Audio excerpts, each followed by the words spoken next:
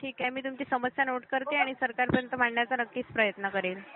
हो सर, हो तुमचा हो. तालुका कोणता आहे? तालुका श्रीगोंदा. ओके, ठीक आहे. आगामी लोकसभा निवडणुकीमध्ये तुम्ही भाजपला सपोर्ट करणार आहात का सर? नाही नाही नाही. ओके, ठीक आहे. हो काही समस्या आहेत का तुम्हाला? हो, समस्या आहे ना. ते आम्हाला मराठा आरक्षण नाही दिलं ना बीजेपीने.